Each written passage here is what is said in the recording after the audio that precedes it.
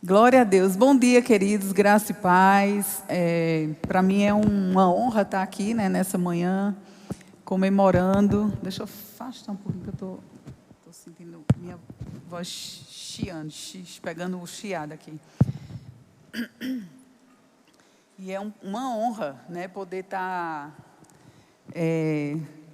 trazendo uma palavra nessa manhã. Eu sei que tem alguns homens aqui e as mulheres, né, como essa mulher aí, ela foi honrada. E a Bíblia fala sobre a mulher virtuosa. E essa mulher virtuosa, essa mulher, a Bíblia fala que ela deve ser honrada, ela deve ser elogiada, tanto pelos seus filhos como pelo seu marido. E a gente vê tantas coisas ali ditas, né, preciosas, naquela passagem da mulher de Provérbios 31, parece ser uma mulher tão perfeita, né? E a gente fica algo tão, às vezes, inatingível, né? Nós mulheres, quando lemos, quando nos deparamos com aquela passagem, a gente pensa assim, meu Deus, como é que nós vamos atingir, né, o patamar dessa mulher virtuosa? Mas, queridos, eu acredito que se Deus colocou, né, esses parâmetros, ali, Provérbios, na verdade, a gente sabe que é uma coletânea, né, de provérbios, né, de frases. Tem algumas coisas até que parecem um pouco solta. Salomão fala uma frase, depois vem com outra frase que às vezes parece até que não conecta com outra coisa, porque ali é uma coletânea, né, de ditados. E lá no final, né, nós vemos esses dois livros escritos, que não foi por Salomão, e lá fala que foi a mãe do rei Lemuel que falou. A gente nem sabe quem é esse rei Lemuel, ele não aparece na Bíblia, só aparece aqui, né? Não é citado o que é que ele fez, né? Mas, enfim, talvez ele nem existisse, talvez fosse mesmo uma poesia, né, que foi dita ali para colocar um parâmetro para as mulheres virtuosas. Mas antes de ler essa passagem da mulher virtuosa, eu queria ler uma frase que eu li em um livro. Esse livro o nome é Passos para uma Mulher que Serve a Deus. Ela é de Joyce Thompson. E essa frase que ela cita no livro é do esposo dela. Nem foi ela que falou, né? Ela está citando, e também ela não menciona o nome do esposo dela, mas eu gostei dessa frase aqui. Diz assim: não se mede a vida pelo número de anos que vivemos, mede-se pelo legado que deixamos na vida de outros. E é tão interessante porque, às vezes, pessoas vivem pouco tempo, né? E um legado, a gente sabe que ele pode ser bom ou pode ser um legado ruim, né? Dependendo do que a pessoa fez. E eu gostei da forma como ele colocou, porque às vezes a gente pensa que o legado é deixado por alguém que vive muitos anos, como essa senhora, né, que nós vimos aqui, 100 anos de idade, meu Deus, é muito tempo. Mas um legado, ele é algo que impacta a vida de outras pessoas, é algo que a gente deixa, tanto de bom como de ruim, na vida de outras pessoas. E se tratando de hoje, nós estamos comemorando o Dia das Mães. Então eu queria trazer, né, para o nosso contexto de hoje, do que é comemorado hoje, que é o Dia das Mães, a influência, o legado que nós podemos deixar na vida dos nossos filhos. E são tantas coisas, né, são tantas responsabilidades que nós temos como mulher, e quando nos tornamos mãe, né, são tantos detalhes na nossa vida, e quantas coisas, né, dentro dessa responsabilidade de ser mãe, nós temos, né?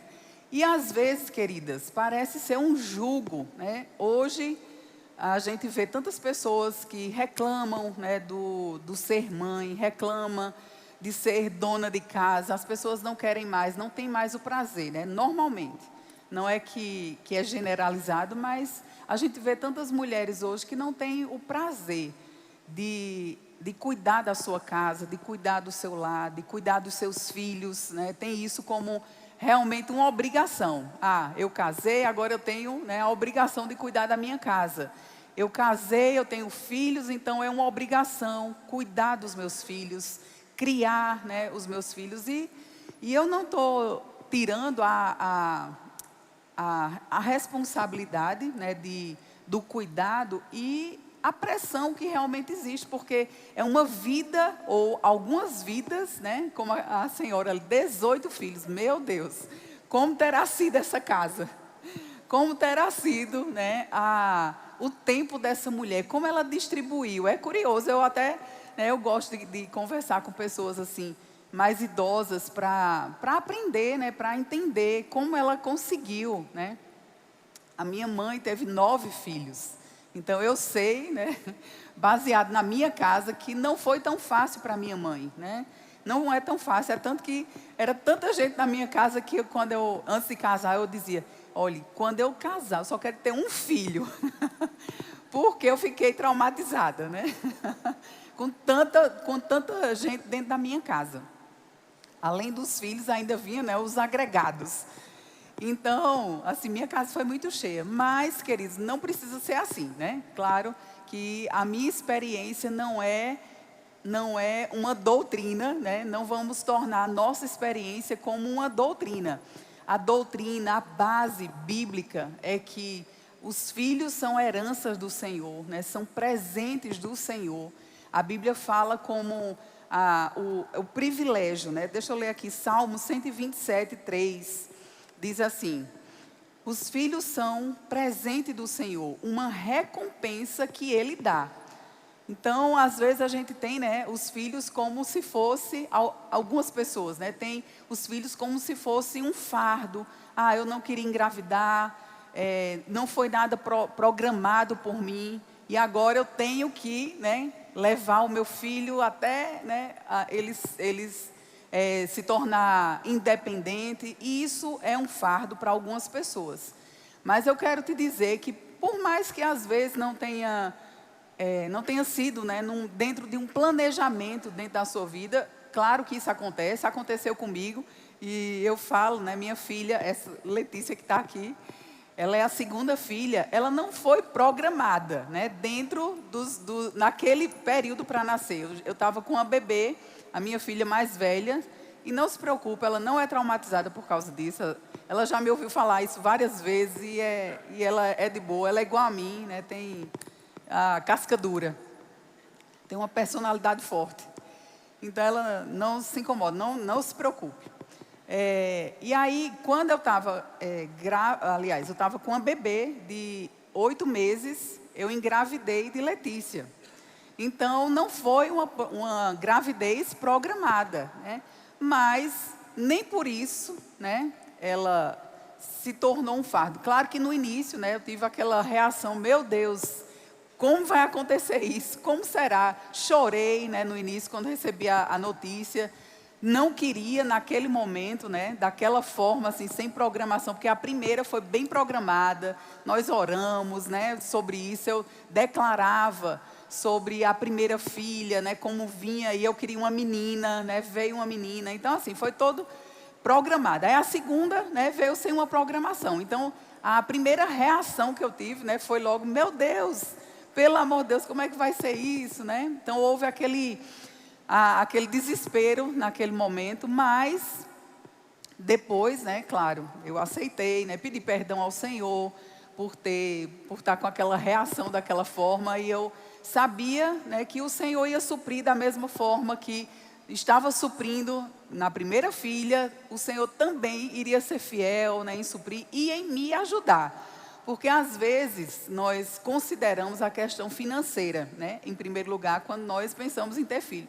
Mas, queridos, a questão financeira não é o maior trabalho, né? Claro que nós queremos dar o melhor para os nossos filhos, queremos dar tudo, né, que às vezes a gente nem teve na nossa infância, a gente quer dar agora para os nossos filhos. E isso não é uma coisa ruim, né, de querer, não é um desejo ruim. Mas às vezes nós não podemos, né? Não podemos dar tudo que eles querem ou que nós queremos que eles tenham. Mas um dos maiores trabalhos, vamos dizer assim, de criar, né, de ter filhos, na criação é o dia a dia, é a disciplina, é o ensinar a criança no caminho do Senhor. É trabalhoso, graças a Deus eu já passei por essa fase, né? Eu tenho agora os netos, mas essa não é a minha responsabilidade, né? Eu acredito que por isso, né, eu ouvia tanto, ser avô, ser avó é melhor do que ser pai e ser mãe. Mas por quê? Porque a gente ama como se fossem os nossos filhos, né? É parte de nós, mas a gente não tem aquela responsabilidade de ensinar, de educar, de estar corrigindo, né? De estar naquele dia a dia da disciplina da criança. Quem faz isso são os pais, né? Então, a gente desfruta da parte boa de ficar com as crianças, né? De cuidar também, eu ajudo, claro, mas eu não tenho, quando é na hora de disciplinar, por mais que às vezes eu seja tentada, né, Letícia? A corrigir, né? De repente, né, quero corrigir como se fosse o meu filho, mas, né, eu lembro, opa, não é o meu filho. Então, entrego para ela, Letícia, ó, Arthur, ó, vem aqui que ele está fazendo isso e aquilo, né? Então, essa é uma parte muito trabalhosa, é desgastante no nosso dia a dia. E é por isso que muitas vezes as pessoas têm isso como se fosse um fardo. Mas a Bíblia diz, queridos, os filhos são um presente do Senhor, uma recompensa que Ele dá. E na versão, né, Almeida Revista e Atualizada, ele diz assim: herança do Senhor são os filhos, o fruto do ventre, o seu galardão. E aí no verso 2, no verso 5, 4, diz assim: como flechas na mão do guerreiro, assim os filhos da mocidade. Então, as flechas, né, do guerreiro, quem é o guerreiro, né? Naquela época eles estavam falando, né? Hoje os guerreiros usam, né, metralhadoras, né, armas de fogo, mas naquela época os guerreiros usavam flechas. Então, ele estava se espelhando no tempo dele, né? Então, as flechas, é interessante que a flecha, para ela ir mais longe, ela precisa ser bem, sem defeitos, né? Ela precisa ser bem alisada, bem reta, sem muitas ondulações. Eu não sei, naquela época, se eles conseguiam fazer isso tão perfeitamente. Hoje, até, né, com a tecnologia se faz. Mas na época, eu não sei, né, se eles conseguiam fazer todo esse processo. Mas a flecha, ela precisa ser lisa, sem ondulações, sem defeitos, para ela poder ir muito longe. E essa, né, é a nossa responsabilidade como pais. É estar alisando, é estar polindo os nossos filhos, é estar corrigindo, né, disciplinando, amando também os nossos filhos. E nesse polimento, queridos, nós vamos tentando, né, tirar todas as ondulações, os defeitos dos nossos filhos. Claro que não vão ser perfeitos, nossos filhos não são perfeitos, né? Isso é muito claro, cada um tem a sua personalidade. E a Bíblia não exige perfeição, amém? Mas qual é a nossa responsabilidade como pai e mãe, né? É essa disciplina, é esse colocar no caminho do Senhor, como também, né, em tantas outras coisas, em tantas áreas da vida que precisam ser corrigidas. Lá em Provérbios 31, eu queria ler essa passagem, eu não vou me deter tanto nessa mulher de Provérbios 31, em detalhar tantas coisas, porque esse texto ele é muito rico. Muito rico. Mulheres, né, vocês precisam ler essa passagem de Provérbios 31. Mas eu queria ler somente do verso 25 ao 30. Provérbios 31, 25 ao 30, diz assim: a força e a dignidade são os seus vestidos, né, dessa mulher virtuosa. E quanto ao dia de amanhã, não tem preocupações, ou não tem medo. Essa mulher virtuosa, ela não tem medo do futuro, do amanhã. Ela não tem preocupações. Isso aqui, queridos, a gente pode...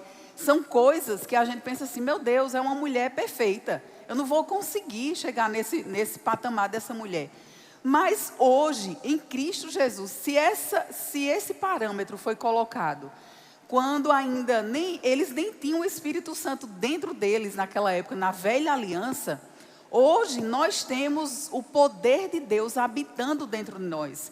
Nós temos o Espírito Santo habitando dentro de nós. A própria sabedoria está habitando dentro de nós. Amém?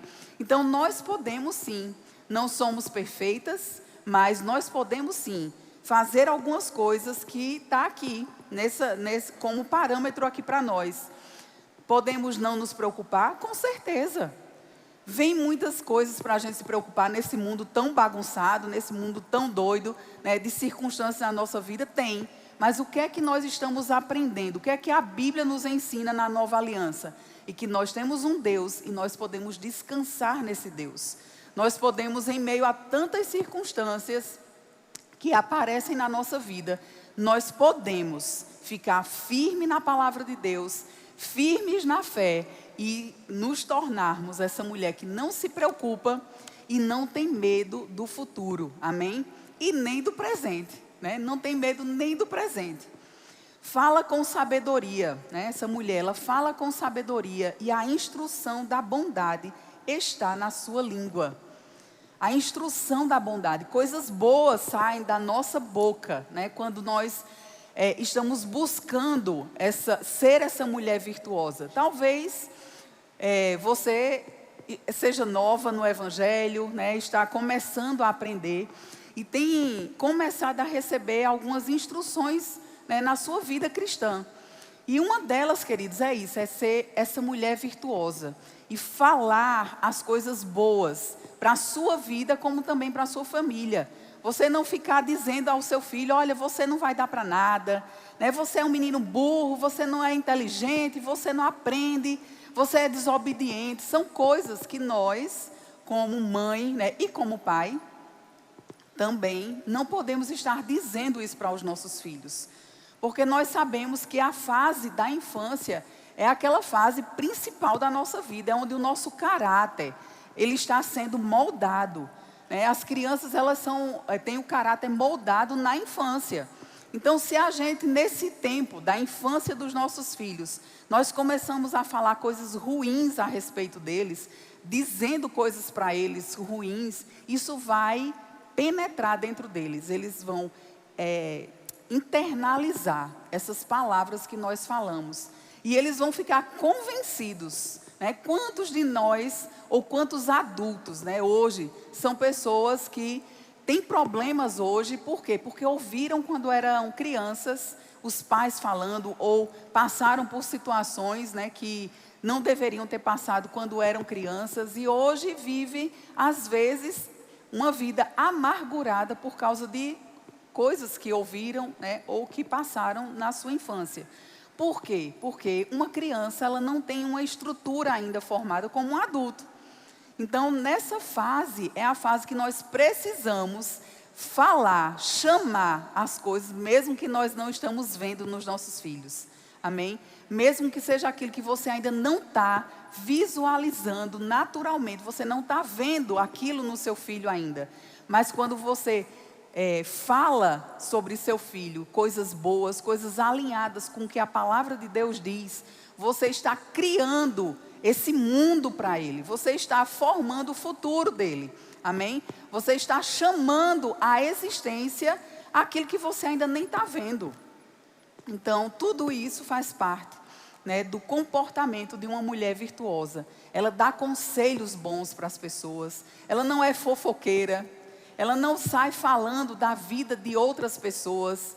Ela não fala de algo que aconteceu na família e ela sai espalhando, né, aquela informação para todo o resto da família. Ela é uma mulher confiável, amém? A mulher virtuosa. E talvez você ainda não chegou nesse patamar, mas você pode, amém? Nós podemos. Eu não alcancei esse patamar, com certeza.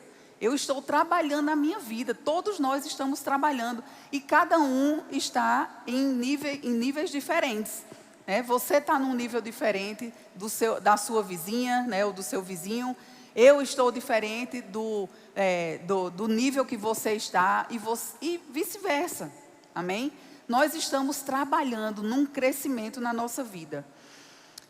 Verso 27. Atende ao bom andamento da sua casa e não come o pão da preguiça. Muito bom também, né? A mulher virtuosa, querida, ela não come o pão da preguiça.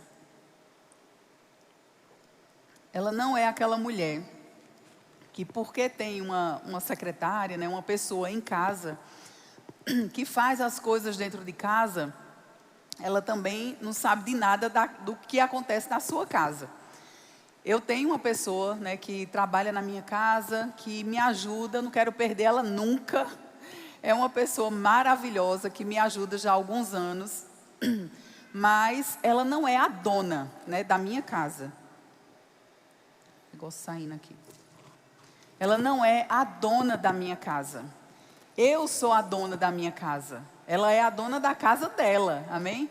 E é interessante que uma vez, logo quando ela começou a trabalhar lá em casa, eu já contei isso em algumas ministrações, mas eu gosto de falar sobre isso, que um dia eu cheguei na minha casa, aí o sofá, né, os móveis, ela tinha feito uma faxina e estava num formato que eu não tinha deixado.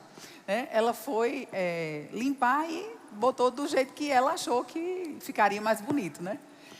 Mas aí quando eu cheguei à noite, ela já não estava mais, aí o que é que eu fiz? Eu olhei, eu disse, ela mudou os móveis, o lado do meu sofá. Aí o que é que eu fiz? Eu pensei, eu corrijo ela ou eu só boto no lugar e para ela entender, né?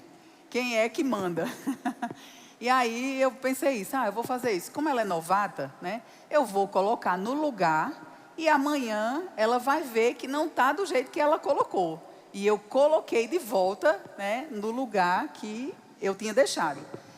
E ela é muito esperta, ela é muito inteligente. E aí aconteceu exatamente isso. Quando ela chegou, que ela viu, né, nunca mais ela fez uma coisa dessa. Porque ela já entendeu, ela não gosta que eu tire as coisas do lugar, né?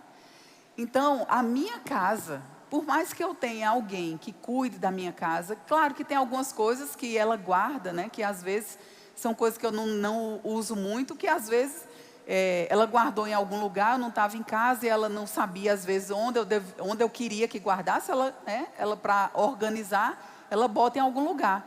E aí quando eu procuro, que eu não encontro, eu pergunto a ela, né, onde é que ela guardou aquilo, né? São coisas às vezes que a gente ganha ou que eu compro, né? E aí ela, como eu deixei lá, e ela organiza em algum lugar. Mas depois, se o lugar que ela guardou está ok, aí está maravilhoso, eu deixo lá. Se não, eu pego aquilo e coloco no lugar que eu quero, né? Que fique mais fácil para mim.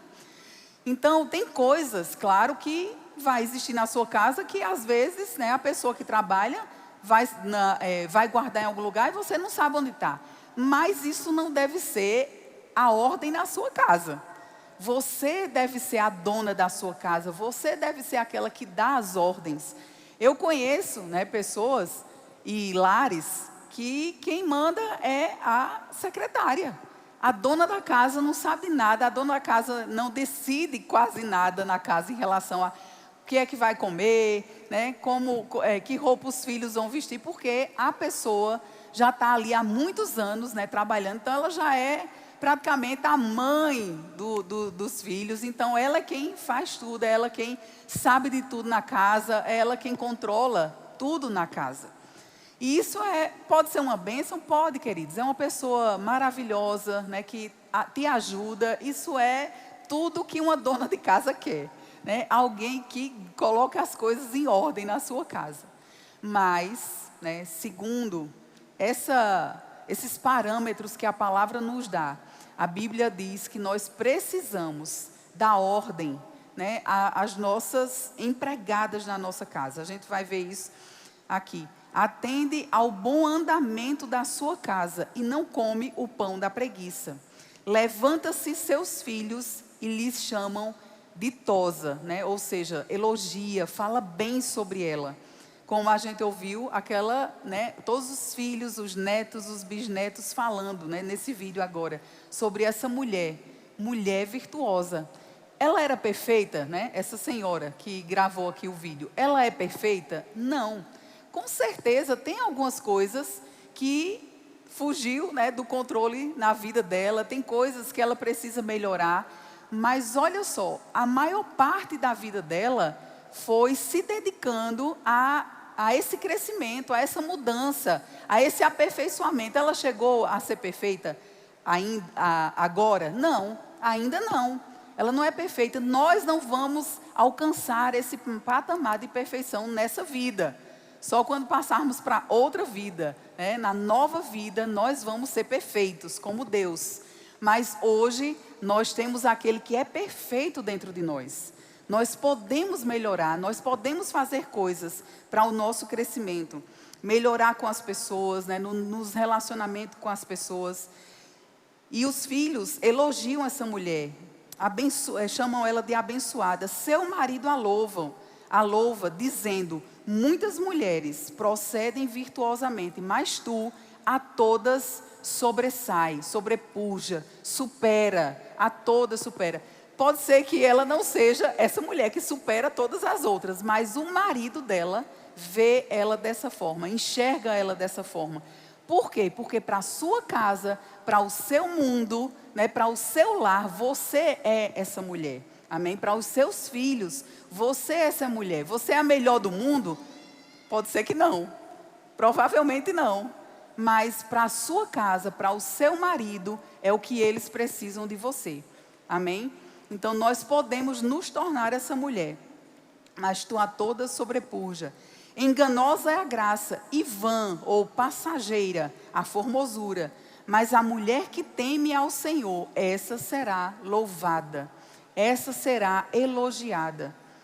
Dá-lhe do fruto das suas mãos, e em público a louvarão as suas obras. Então, essa mulher, né, claro que tem muitas coisas antes, eu peguei só esses versículos aqui, o finalzinho do livro, mas você pode ler o que vem antes, né, as coisas que ele coloca como parâmetro para que as mulheres façam, né, as mães, as donas de casa, elas façam. E eu sei que esse dona de casa não está muito em uso, né, porque, como eu falei no início, as mulheres hoje em dia não querem mais essa responsabilidade. Eu, por exemplo, eu adoro chegar na minha casa, né, e sentir aquele cheiro de limpeza. Eu adoro, né? Minha família sabe que eu gosto de fazer as coisas, de lavar a louça, de limpar a pia. Para mim, a cozinha não está arrumada só com a louça lavada. Eu falo isso para as minhas filhas, né? Ó, a louça precisa ser lavada, seca, guarda e depois limpa a pia. Isso é a arrumação da cozinha. Não é só lavar a louça e deixa lá empilhado. Claro, existem os dias que a gente está no corre-corre, que não dá tempo de fazer isso, eu também passo por isso, mas para mim, eu adoro, né, chegar e poder fazer isso na minha casa, cuidar da minha casa. Não faço isso todos os dias, hoje eu tenho uma pessoa que faz, mas não é algo que eu não gosto de fazer. Né? Por mim, né, na minha própria... Se eu pudesse decidir o que eu iria fazer, eu queria ser uma dona de casa, eu queria ter tempo só para cuidar do meu lar. Eu passei muitos anos fazendo isso, né, cuidando das minhas filhas, quando nós nos casamos e a gente, né, entrou no ministério logo cedo. Quando nós casamos, nós já estávamos trabalhando no ministério como solteiros.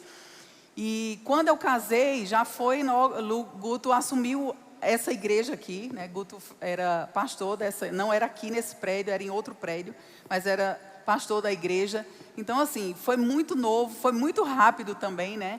A gente casou e já assumiu essa responsabilidade da igreja. Então, eu tinha a primeira filha, depois a segunda filha, e era muita coisa na minha cabeça, né? De 22 anos de idade, eu tinha, quando eu tive a 22, e logo em seguida... A segunda filha, né, que entrou ali nos 23 anos, mas foi muita coisa, né, ao mesmo tempo. Mas, graças a Deus, o Senhor me capacitou, o Senhor me inspirou, me deu sabedoria para ir lidando com cada fase que eu ia enfrentando. A sabedoria veio de repente, eu sabia fazer tudo de uma hora para outra. Claro que não, gente, não funciona assim. A sabedoria, ela é dada à medida que nós praticamos a palavra. À medida que eu dou o primeiro passo, que eu dou o segundo passo, que eu dou o terceiro passo e aí por diante, A sabedoria para cada situação, ela vem chegando. Ela vai sendo depositada no nosso coração.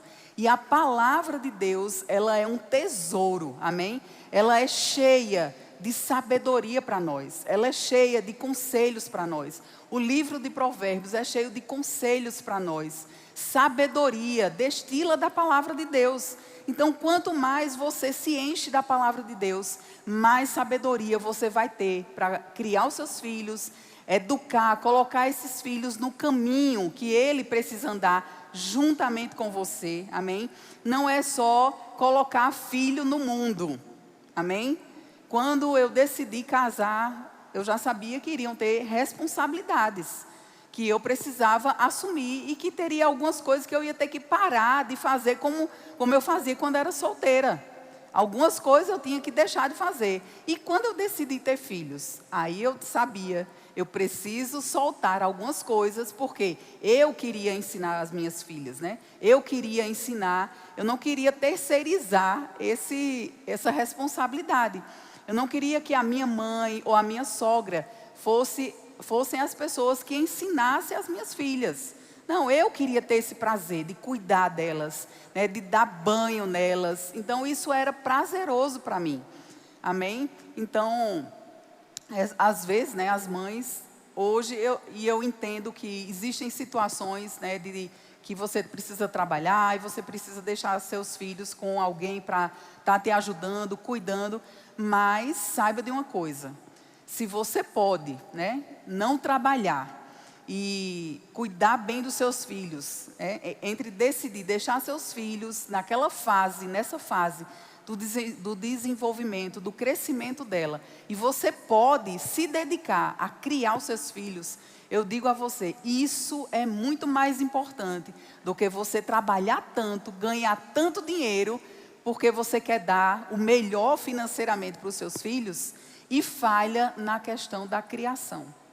O mais importante, queridos, para nós, o nosso valor deve ser estar colocando os nossos filhos no caminho do Senhor, do que trabalhar tanto, se desgastar tanto e não ter tempo para os nossos filhos. Eu não estou dizendo que você tem que deixar de trabalhar, ok? Eu estou dizendo, se há uma condição de, nessa escolha aí, ou eu cuido dos meus filhos ou eu terceirizo isso, mas você tem a condição de cuidar dos seus filhos, deixar de trabalhar, né? Seu esposo consegue sustentar a casa e você cuidar por algum tempo dos seus filhos, isso seria o ideal. Porque a gente sabe como está o mundo está engolindo os jovens, né, os adolescentes e as crianças. Porque antes, né, a gente tinha aquela ideia de que quando chegava na adolescência, os filhos ficavam meio, né, rebeldes e não queriam mais obedecer. Só que hoje em dia, a gente vê isso na infância já. Crianças mandando nos pais, dando ordens aos pais e, pior de tudo, os pais obedecendo. Envergonhando os pais publicamente porque não respeitam. E aí eu queria já adiantar aqui a história lá em 2 Samuel, a história de Absalão. A Bíblia fala muito sobre disciplina, né? Muitas pessoas hoje são contra disciplinar os filhos. Ele vai ficar traumatizado se eu falar dessa forma com ele. Eu preciso ter um diálogo com meu filho. Gente, uma criança de 4 anos ou de 3 anos, um bebê, como Letícia está com a bebê de 1 ano, fez 1 ano agora, anteontem, né? Completou 1 ano. Essa criança, ela vai entender se eu sentar com ela e for explicar tudo o que eu acho que é correto fazer. Essa criança de 1 ano, ela vai entender isso? Claro que não. O que é que ela vai entender? Ela vai entender uma tapa. Quando ela fizer uma coisa errada, ela vai botar o dedo na tomada. E aí, eu com pena dela, né, eu digo, não, filhinha, tira o dedo daqui. Ela vai entender isso? Não, ela vai entender uma tapa, porque ela vai lembrar da tapa. Quando ela for novamente, você, dá aquele... Aí ela já olha pra gente assim. Por quê? Porque ela vai lembrar daquela tapa. Não é espancar. Não é dar uma tapa que vai marcar pro resto da vida o braço da menina, ou da criança, né? Mas é dar uma tapa para ela saber ela conectar, ela fazer uma conexão. E ela não vai entender se você disser, Laura, não toque aí na tomada, porque se você tocar, Laura, você vai levar um choque. E esse choque vai deixar você ciscando no chão, você vai morrer, eu vou ter que levar você para o hospital. Ela não vai entender dessa forma. Ela vai entender quando ela for colocar, você dá uma tapa. E se ela for de novo, dá outra tapa, até ela conectar e funciona. Funciona porque todas as crianças antigamente eram criadas assim. Eu eduquei as minhas filhas dessa forma, eu disciplinei as minhas filhas dessa forma. Agora, claro que chega uma fase da criança que não precisa mais estar batendo nela. Não adianta, porque às vezes vai criar uma revolta quando você bate, da forma como bate, às vezes com raiva. Então existem as fases e nós precisamos entender, ter sabedoria, adquirir sabedoria para entender essas fases, a mudança de fase na criação dos nossos filhos. E aí, segundo Samuel 13, a partir do 1, diz assim, Absalão, olha só o que estava acontecendo aqui. Absalão era filho de Davi, tinha uma irmã muito bonita chamada Tamar. Amon, outro filho de Davi, olha, eles eram irmãos, eram 3 irmãos a história aqui. Amon, outro filho de Davi, só que era com mulheres diferentes. Amon, outro filho de Davi, apaixonou-se por ela. O irmão, filho de outra mãe, se apaixonou pela irmã. Amon ficou tão obcecado por Tamar que adoeceu. Ela era virgem e Amon imaginou que seria impossível possuí-la. Contudo, Amon tinha um amigo muito astuto, seu primo Jonadab. Olha só, influência de amizades, né? Era um primo, era um super amigo dele, era primo dele. Ele era filho de Simeia, irmão de Davi. Certo dia, Jonadab disse a Amon, qual é o teu problema? Porque o filho do rei parece tão abatido todos os dias. Amon lhe respondeu, estou apaixonado por Tamar, irmã do meu irmão Absalão. Faça o seguinte, diga a Jonadab, faça o seguinte, disse Jonadab, deite-se e finja que está doente. Quando seu pai o visitar, peça-lhe que deixe Tamar vir preparar algo para você comer. Peça que ela prepare o alimento ali mesmo, para que você a veja e ela o sirva. Então Amon se deitou e fingiu que estava doente.